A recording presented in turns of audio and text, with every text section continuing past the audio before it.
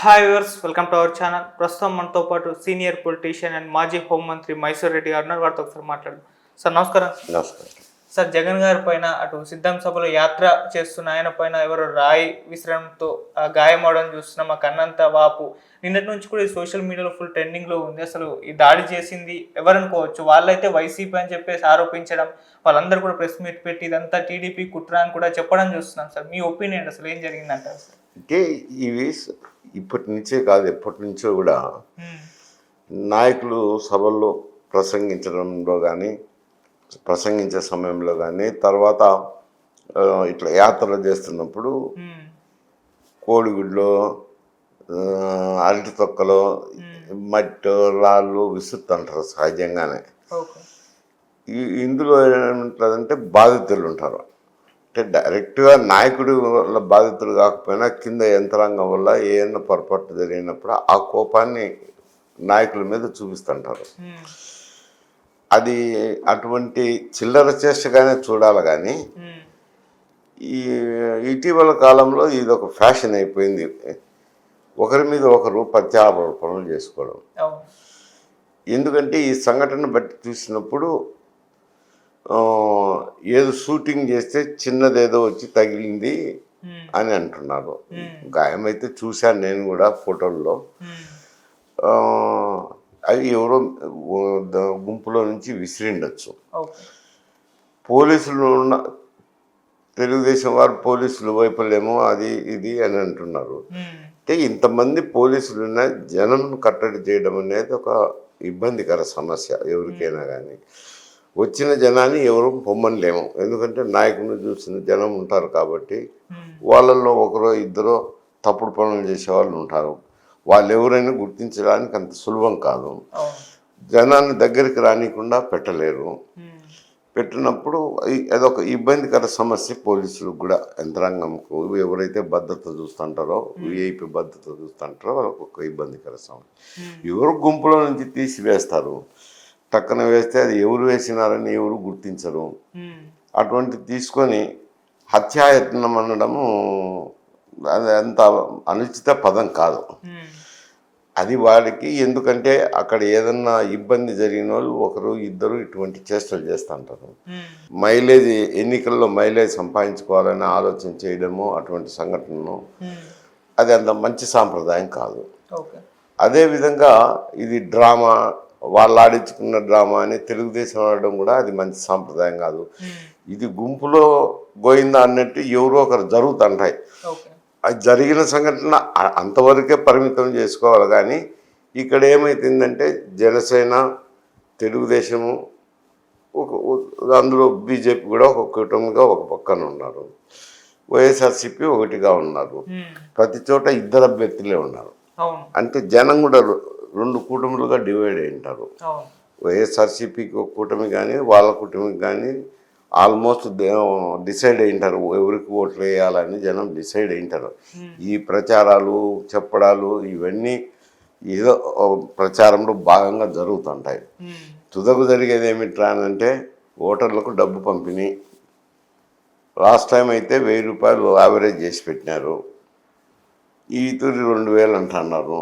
2000 పైన ఏదో పంచేది.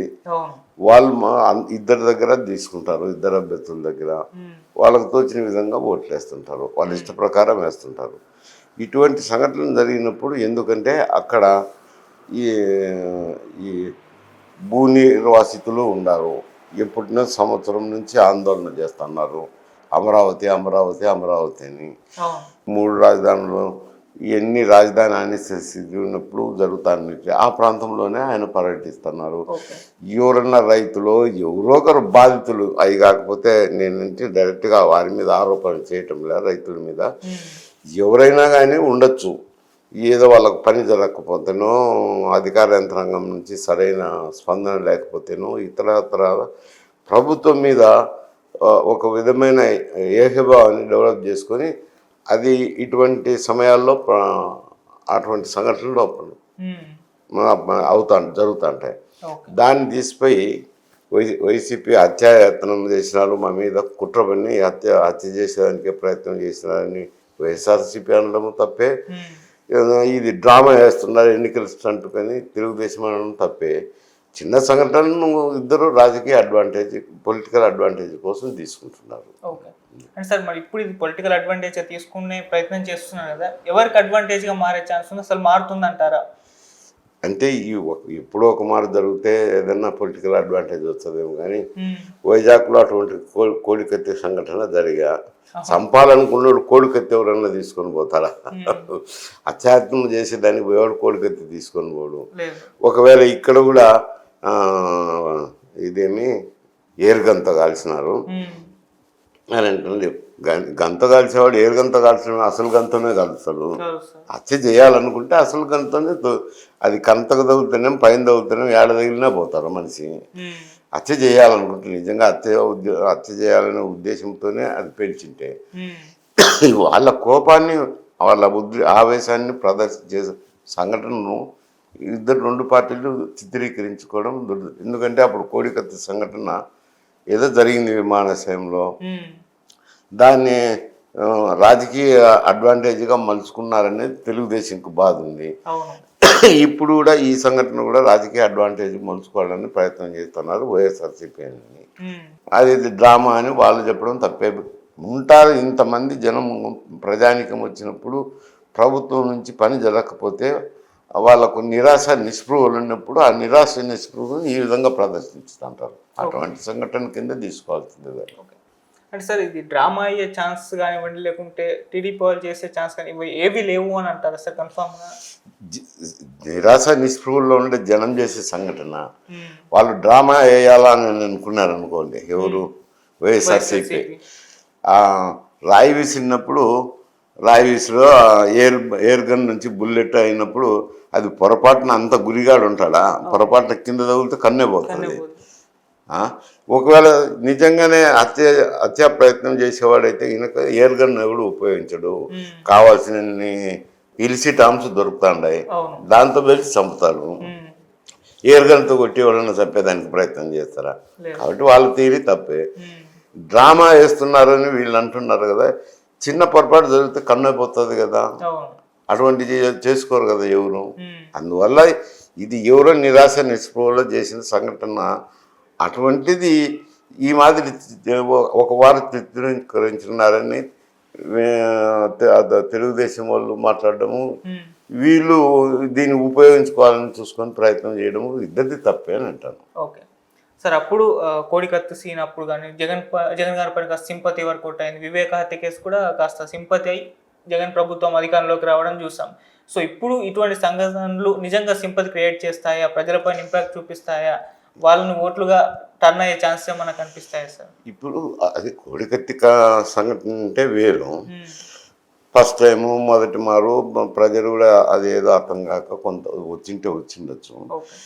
ఈ వివేకానంద రెడ్డి హత్య కేసు అనేది అది అక్కడ అందరికీ స్థానికంగా తెలిసిందే, దాని మీద ఆయనకి ఏమొస్తుంది. కానీ ఇప్పుడు ఇది ఇటువంటి ఉపయోగించుకోవాలని ప్రయత్నాలు చేసుకుంటున్నారు. ఉపయోగపడతాయా లేదా అనేది రేపు ఎన్నికల తర్వాత తెలుస్తుంది.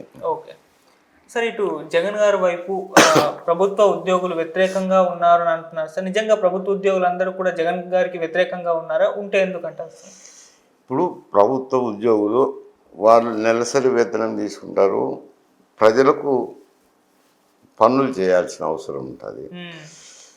ఇప్పుడు రాష్ట్రానికి కూడా రాష్ట్ర ప్రభుత్వానికి కూడా దాదాపు 50% జీతభత్యాలకు పెన్షన్లకు పోతుంటుంది. 40% అనుకుంటా, 40% పోతుంది. 60% మిగతా అన్ని కార్యక్రమాలకు ఉపయోగపడుతుంది. చేస్తుంటారు. కింద కొంత వాళ్ళు కొన్ని డిమాండ్లు యూనియన్స్ ఉంటాయి, కొన్ని కోరికలు ఉంటాయి, పరిష్కారం చేయాలని ప్రభుత్వం మీద ఒత్తిడి చేస్తుంటారు. ప్రభుత్వం పరిష్కారం చేసుకోవాలంటే ఆర్థిక వనరులను దృష్టిలో పెట్టుకొని భారం ఎంత వస్తుందో చూసుకొని బ్యాలెన్స్ చేసుకొని మాట్లాడాల్సి ఉంటుంది. ఉద్యోగులను సంతృప్తి పరచలేకపోయినప్పుడు ఉద్యోగుల్లో అసంతృప్తి ఉంటుంది. అధికారంలో ఉన్నాక అసంతృప్తి అనేది సహజంగా వస్తుంది. వచ్చినప్పుడు వ్యతిరేకత ఉంటుంది. ఏ ప్రభుత్వం మీదనే అని వ్యతిరేకత ఉంటుంది. ఇక్కడ కూడా మొన్న జరిగిన ఎన్నికల్లో అధికార యంత్రాంగం కొంచెం వ్యతిరేకంగానే పనిచేసింది కదా బీఆర్ఎస్కు. ఆడ కూడా అదే జరుగుతుంది ఏంటో. ఓకే.